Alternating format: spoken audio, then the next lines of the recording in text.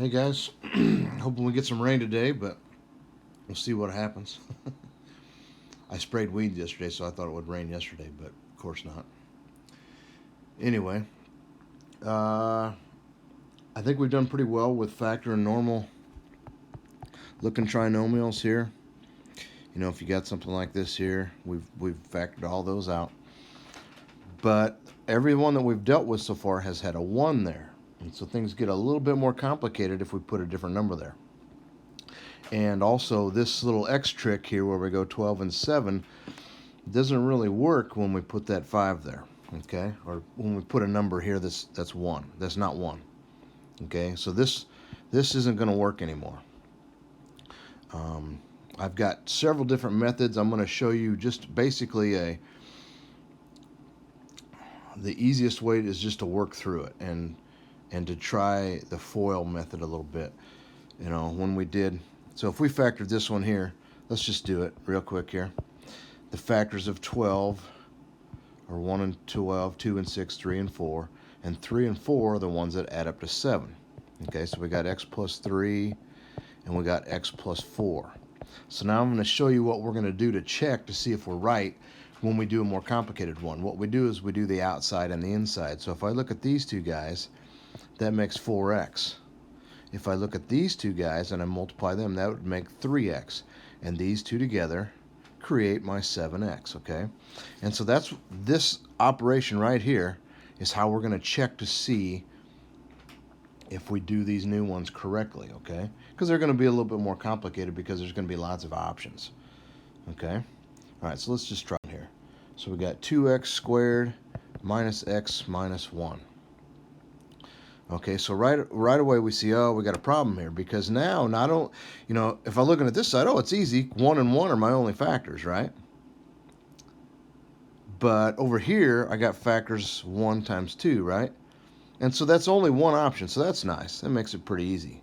So obviously, instead of just x and x, like on the last one, we're going to have a 2x and an x. And then we know that these two are the same, so they've got to go there, right? Now we just got to figure out where the plus and minuses go, because now remember, because this guy's negative, I got to have one of each sign. I got to have a plus and I got to have a minus. So now, the bigger, when we do our check, has to be negative. So let's try this. If I go minus here and plus here, that gives me a positive 2x. And if I check here, that gives me a negative 1x. Those two together give me a positive x, don't they? Is that what I want? No, I want negative x. So I know that I got to switch these two signs. So now I would go write 2x plus 1 and x minus 1. Okay? And so now if I check, that's going to give me a negative 2x, and that's going to give me a positive 1x, which gives me the negative 1x that I want. So this is my answer. Those are my factors, okay? Now, obviously, that was easy because there was only one set of factors here, and there's only one set of factors here. You know, sometimes it'll be even easier if this is positive, because then you know the signs. It's boom, you're done. You know, if that's positive, they got to be the same as this guy. Okay. So let's try another one here. We got 2x squared plus 5x plus 3. And so this is pretty easy again because I've only got one set of factors on each side. And I know this time it's even easier because my signs are both going to be positive. So now I just got to figure out where to put my 3 and my 1 to make it work. If I put the 3 here and the 1 there, that's going to be 6x, and that's going to be x. And that doesn't work, does it? That makes 7. I want 5. So I'm going to have to switch them. So if I go 2x plus 3 and x plus 1, that's going to give me a 2x, and that's going to give me a 3x, and that makes my 5. So this would be my answer. Now, what if this guy hadn't worked? Then I would say it's not factorable. Okay, if neither, you know, if nothing works, it's not factorable. But in this case, it worked. Most of the ones you're going to get are going to be factorable. Okay. All right, let's try a little bit harder one here. Let's go 5x squared plus 13x plus 6. So now, the only part that's really hard here is that there's two sets of factors of 6. And I don't know which one. I mean, it could be 1 times 6. It could be 2 times 3, right? I don't know. I usually pick, the first ones I pick are the ones that are closer together. 2 is closer to 3 than 1 is to 6. So there's only one, and this time, again, there's only one set of 5, factors of 5. And I know my signs are the same. And they're both positive. So that part's pretty easy. Now I just got to figure out which one of these 4 goes where. So let's try 3 here and 2 here. So if I go, if that's 15 and that's 2, that makes 17. That's not what I want. Let's try it the other way. If I go plus 3 and plus 2, that's going to give me 10, and that's going to give me 3. Oh, yeah. This one is the one that works. And again, if this hadn't worked, then I'd try the 6 and the 1. And if no combinations of those worked, then I would say not factorable. But, you know, whatever. Eventually you'll find one that works, I think, in most cases. Okay, so that one was a little bit tougher because we had another option, you know. Now, what happens when this number has more than one set of factors? That's when it gets a little wild, when they both have options there. So we'll try one of those in a little bit here. Let's try this one here. Let's go, oh, baby. 7x squared plus 29x plus 4. All right, so I'm going 1 times 4 and 2 times 2, right? And then I got 1 times 7. Now, this time the number is pretty big. And so, you know, well, 7 times 4 is 28. So check that out. So let's try that. Let's go, if I go 7x plus and x plus. Oops, I don't want that 1 there. I wanted a parentheses. So now, if I put a 4 in there, 4 times 7, that'd have to go here, wouldn't it? And then if I put my 1 there, let's try that out. Let's say that's 28x, and that's 1x. That's going to make it work, isn't it? This is my answer. All right, it's basic. It's kind of guess and check, but there's some things you can do to, you know, if you know your signs, what your signs have to be, and etc. Okay, let's try one more here. Let's go 5x squared minus 34x plus 24. Okay, so now we've got several options here on 24, don't we? 2 times 12, 3 times 8, 4 times 6. Lots of options. I know, and that's why I like this to be positive. If it's positive, it's going to be easy, because I know right now, whoops, I don't want that my signs both have to be negative, because they've got to be the same because he's positive. When this is negative, it makes things a little bit more difficult. But not horrible, but a little bit. All right, so let's see here. Let's go, well, we got to get to 34. We got to get a pretty big number. So, oh, how about 5 times 6, huh? 5 times 6 would get us 30. So that'd be negative 30x and negative 4x. That was pretty fast. I did it. So it's 5x minus 4. For some reason I can't write all of a sudden. And x minus 6. And those are my factors of that. Okay.